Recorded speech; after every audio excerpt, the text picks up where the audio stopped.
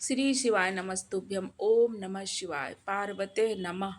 हर हर महादेव।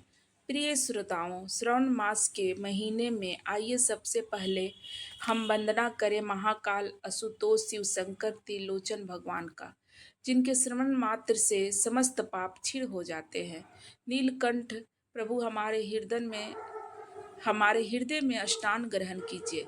वैराग्य, श्रद्धा और समर्पण की भावना जागृत कीजिए।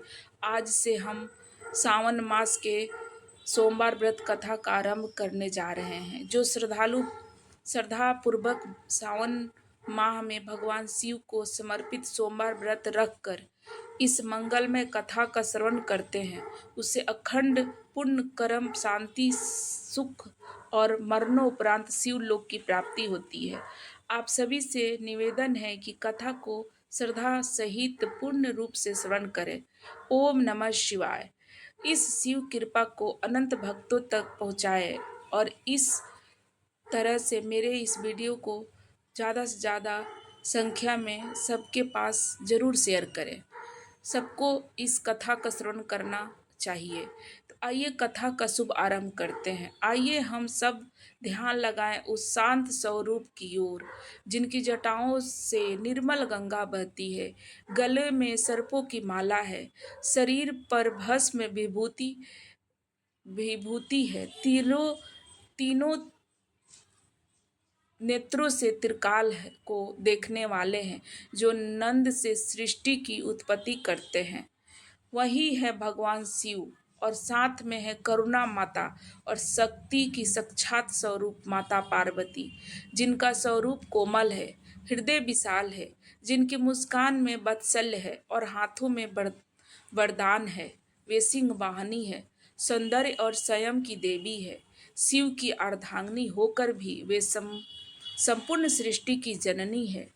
हे भोलेनाथ, आपके नाम स्मरण से ही मृत्यु भी जीवन का पर्व बन जाता है।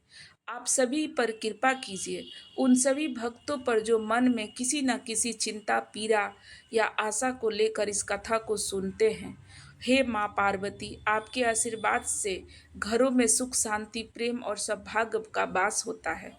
आप सभी माताओं की रक्षा करें, सभी कन्याओं को शुभ आचरण और शक्ति का वरदान दे, सभी के सुहाग की रक्षा करें और सभी परिवारों को अपने वात्सल से परिपूर्ण करें।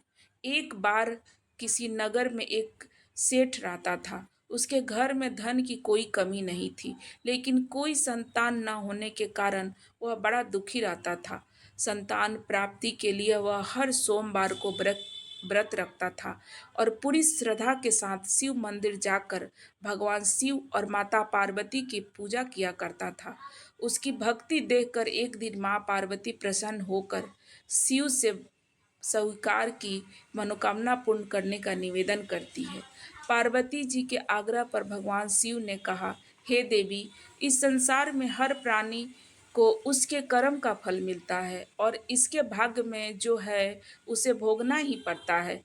लेकिन पार्वती जी ने उस सेठ की भक्ति को देखकर उसकी मनोकामना पूर्ण करने की इच्छा व्यक्त की।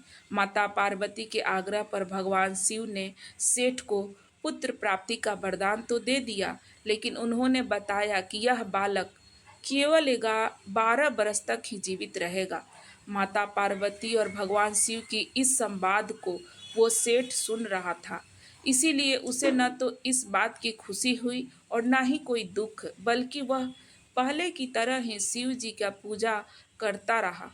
कुछ समय बाद साहूकार की पत्नी ने एक पुत्र को जन्म दिया। जब वह बालक 11 बरस का हुआ तो उसे पढ़ने के लिए काशी भेज दिया गया। स्वीकार उस सेठ ने पुत्र को मामा को बुलाकर उसके साथ बहुत सारा धन देते हुए कहा कि तुम इस बालक को काशी विद्या पढ़ाने के लिए लेकर जाओ। तुम लोग रास्ते में यज्ञ कराते जाना और ब्राह्मणों को भोजन दक्षिणा देते हुए जाना।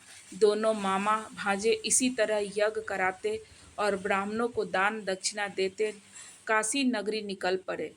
इस दौरान रात में एक नगर पड़ता है। वहाँ पर नगर के राजा की कन्या का विवाह था, लेकिन जिस राजकुमार से उसका विवाह होने वाला था वह एक आंख से कान्हा था। राजकुमार के पिता ने अपने पुत्र के कान्हा होने के बात को छुपाने के लिए सोचा, क्यों न उस सेठ के पुत्र को दूल्हा बनाकर राजकुमारी से विवाह करा दूं और विवाह कराने के बाद उसको धन देकर विदा कर दूंगा और राजकुमारी को अपने नगर ले जाऊंगा। लड़के को दूल्हे का वस्त्र पहनाकर राजकुमारी से विवाह करा दिया गया। स्वीकार साध सेठ का पुत्र ईमानदार था। उसे यह बात सही नहीं लगी। उसने उस इसीलिए उसने आकर राजकुमारी के पास आकर दुपट्टे पर लिख दिया कि तुम्हारा विवाह तो मेरे साथ हुआ है, लेकिन जिस राजकुमारी के संग तुम भेजे जाओगी वह एक आँख से कान्हा है। मैं तो काशी विद्या पढ़ने जा रहा हूँ। जब राजकुमारी ने चुन्नी पर लिखी बातें पढ़ी तो उसने अपने माता पिता को यह बात बता दी। राजा ने अपनी पुत्री को विदा नहीं किया, फिर बारात वापस चली गई। दूसरी ओर साहूकार का पुत्र और उसका मामा काशी पहुंचे और वहां जाकर उन्होंने यज्ञ किया। जिस दिन स्वीकार का सा, साधु का जिस दिन साहूकार का पुत्र 12 बरस का हुआ, उस दिन भी यज्ञ का आयोजन किया था। लड़के ने अपने मामा से कहा, हे मामा, मेरी तबीयत कुछ ठीक नहीं लग रही है। मामा ने कहा, तुम अंदर जाकर आराम कर लो। भगवान शिव के वरदान अनुसार कुछ ही देर में उस बालक के प्राण निकल गए। मृत भांजे को देखकर उसकी मामा ने विलाप करना शुरू कर दिया। संजोग बस से उसी समय भगवान शिव और माता पार्वती उधर से जा रहे थे। पार्वती जी ने भोलेनाथ से कहा, स्वामी, मुझे इसके रोने का स्वर सहन नहीं हो रहा है। आप कृपया इस व्यक्ति के कष्ट को अवश्य दूर कीजिए। जब भगवान शिव मृत बालक के समीप गए तो वह बोले कि यह उसी सेठ का पुत्र है जिसे मैंने 12 वर्षों की वायु का वरदान दिया था। अब आज इसकी वायु पूरी हो चुकी है। लेकिन मातृभाव में विभोर माता पार्वती जी ने कहने लगी, हे महादेव, आप इस बालक को और वायु दे दीजिए, कृपया करें, नहीं तो इसके वियोग में इसके माता पिता भी तड़प तड़प कर मर जाएंगे। माता पार्वती के पुनः आग्रह पर भगवान शिव ने उस लड़के को जीवित होने का वरदान दिया। शिव जी की कृपा से वह लड़का जीवित हो गया। शिक्षा पूरी करके लड़का मामा के साथ अपने नगर की ओर वापस चला जा रहा था। दोनों चलते चलते उसी नगर में पहुंचे जहां उसका विवाह हुआ था।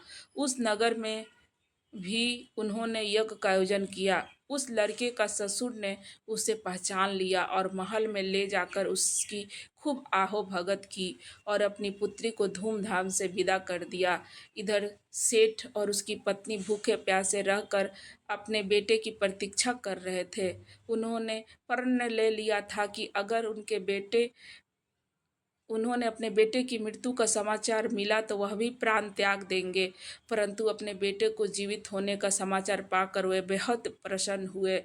उसी रात्रि भगवान शिव ने सेठ को स्वप्न में कहा, हे हे सेठ, मैंने तेरे सोमवार के व्रत करने और व्रत कथा सुनने से प्रसन्न होकर तेरे पुत्र को लंबी वायु का वरदान प्रदान किया हूँ। इसी प्रकार से जो कोई भगवान भोलेनाथ का व्रत सोमवार व्रत करता है या कथा सुनता है और पढ़ता है, उसकी सभी दुख को दूर करते हैं भोलेनाथ और उनकी सभी मनोकामनाओं को पूर्ण करते हैं।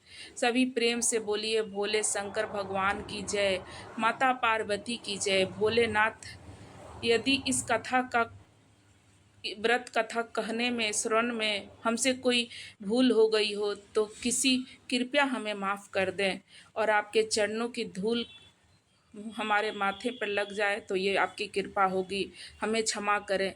दोस्तों, ये कथा कैसी पसंद आया कि नहीं, ज़रूर आप लोग कमेंट बॉक्स में लिखें और इस वीडियो को पसंद करने पर कृपया करके लाइक कर दें और चैनल को सब्सक्राइब कर दें। ज़्यादा से ज़्यादा इस वीडियो को शेयर ज़रूर करें। धन्यवाद।